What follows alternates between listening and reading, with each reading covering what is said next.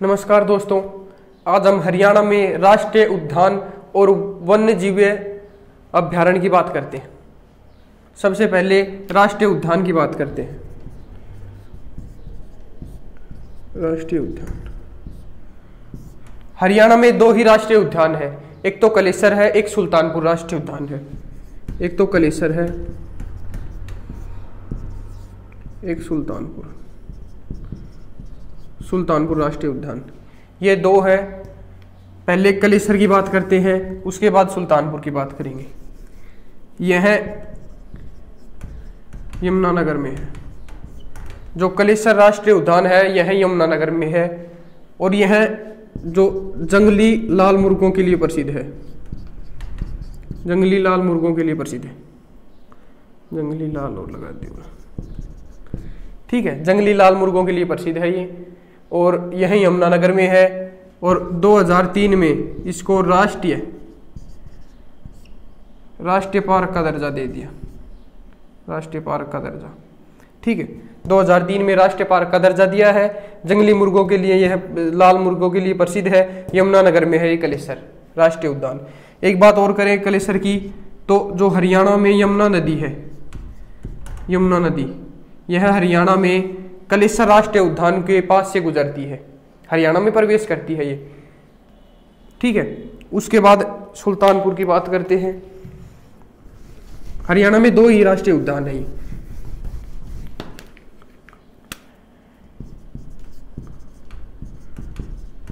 सुल्तानपुर राष्ट्रीय उद्यान यह गुड़गांव में है, और गुड़गांव में सुल्तानपुर में ही है ये सुल्तानपुर राष्ट्रीय उद्यान। और यह प्रवासी पक्षियों के लिए प्रसिद्ध है। प्रवासी पक्षियों के लिए प्रसिद्ध है। यह प्रवासी पक्षियों के लिए प्रसिद्ध है। और 1991 में HSSC के अनुसार इसको भी राष्ट्रीय पार्क घोषित कर दिया, ठीक है। ये सुल्तानपुर राष्ट्रीय उद्यान है। और यह जो प्रसिद्ध है वो साइबेरियन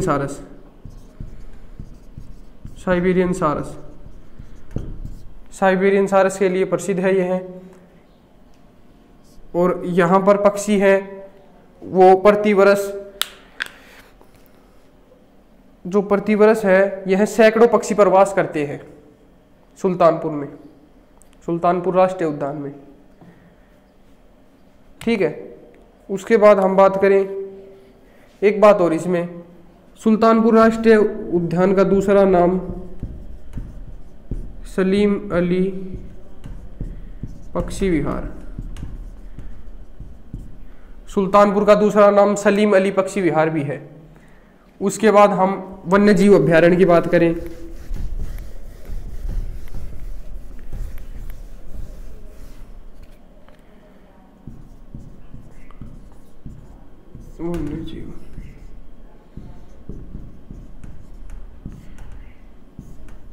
वन्य जीव अभ्यारण्य की बात करें, सबसे पहले कलेसर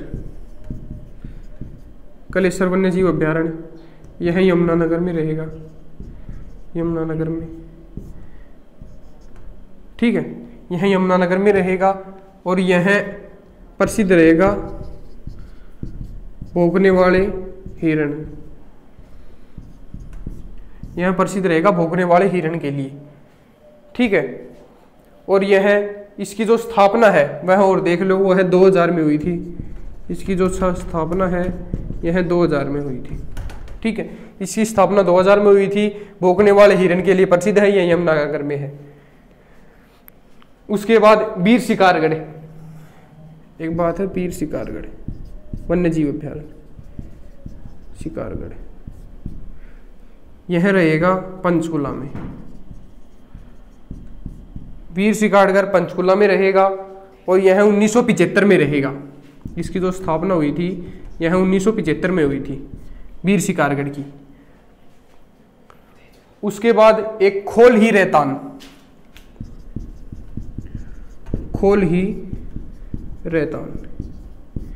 यह भी पंचकुला में रहेगा। और पंचकुला में यह इसी के पास है, वीर शिकारगढ़ के पास है खोल ही रेतान। ठीक है, ये इसी के समीप में रहेगा, वीर शिकारगढ़ की। उसके बाद बात करते हैं छिलछिला।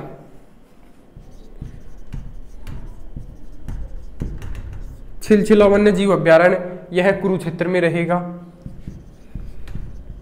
कुरुक्षेत्र में। और यह जो छिलछिला वन्य जीव अभ्यारण्य है, यह सबसे छोटा है और 1986 में इसकी स्थापना हुई थी।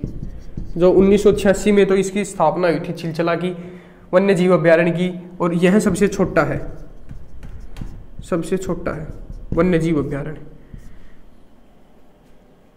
ठीक है, उसके बाद नाहर आता है, नाहर वन्य जीव अभ्यारण्य। यह 1987 में इसकी स्थापना हुई थी। यह रेवाड़ी में है, ये रेवाड़ी में रहेगा। और यह प्रसिद्ध है काला हिरण, सियार और लोमड़ी। यह प्रसिद्ध रहेगा काला हिरण, सियार और लोमड़ी, ये इनके लिए प्रसिद्ध रहेगा नाहर वन्य जीव अभ्यारण्य।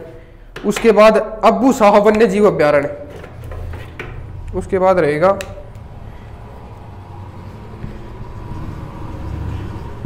अब्बू शाह, यह वन्य जीव अभ्यारण्य। ठीक है, ये कहाँ पर रहेगा? सिरसा में, सिरसा में रहेगा।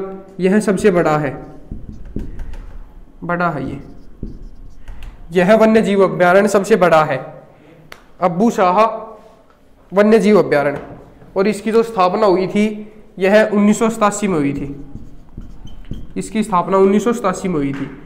और यह जो काला तितर है ना, काला तितर, काला तितर की जन्मस्थली भी इसको कहते हैं, कि काला तितर जन्मस्थली यहीं पे हुआ था, अब्बू शाह में।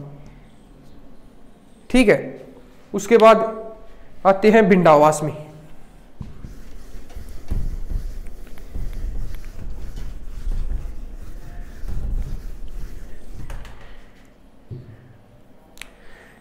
एक तो है भिंडावास, एक आपको बता दूं खप्परवास, खप्परवास। यह दोनों झज्जर में ही रहेंगे, झज्जर में। यह दोनों अभ्यारण्य झज्जर में ही रहेंगे। भिंडावास को 2009 में दर्जा प्राप्त हुआ था, 2009 में दर्जा प्राप्त हुआ था भिंडावास को।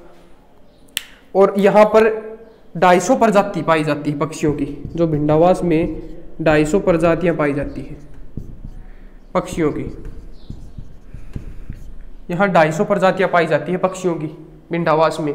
और आपको इसकी स्थापना पूछ ले तो 85-86 में, 1985 और 86 में हुई थी। ठीक है, इसकी स्थापना हुई थी। और यह जो पक्षी अभ्यारण्य के रूप में स्थापित किया गया था 2009 को, जो ये दर्जा है ना, यह पक्षी अभ्यारण्य के रूप में,